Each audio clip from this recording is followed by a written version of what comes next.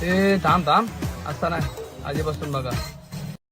अंडी स्पेशल पोपटी बनवायला घेतली आहे. तर त्यासाठी ही मलबेरीची पानं आहेत, ही मॅन्डेटरी आहे, ही कंपल्सरी आहेत, कारण की आधी टेस्ट अजून तिला बनवण्यासाठी लागतातच.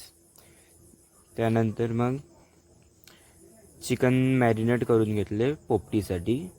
मग हे वालाच्या शेंगा आहेत त्या आधी धुवून घेतल्या, कारण की त्याला आतमध्ये टाकले. ही मलबेरीची पानं आधी आतमध्ये टाकून घेतलेत.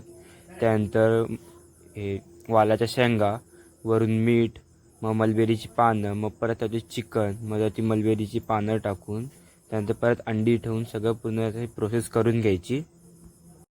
जोपर्यंत तो मडका पूर्ण भरत नाही तोपर्यंत अशा लेअर करत राहायच्या.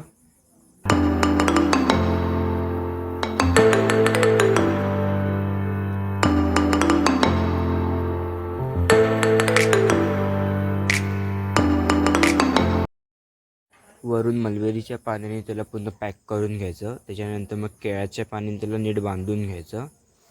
कशाने पण बांधून, तार वगैरे जे असेल त्यांनी बांधून घ्यायचं नीट. मग ह्याला 40 ते 45 मिनटं शिजवायचं असतं.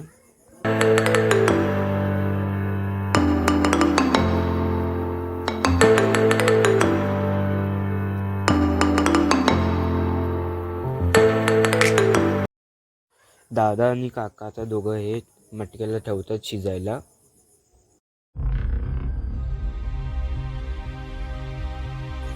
बच्चा पार्टी पूर्ण बघते की कधी हे होते ना आम्ही कधी खातोय त्याच्याच वाटेमध्ये आहेत. मग काकानी हे पोपटी काढून घेतली. मग त्याला काढायला घेतलं, जे काही मला त्याची साईडला काढून घेतली ना केळ्याच्या पानं त्यामुळे सगळं काढून घेतलेलं आहे.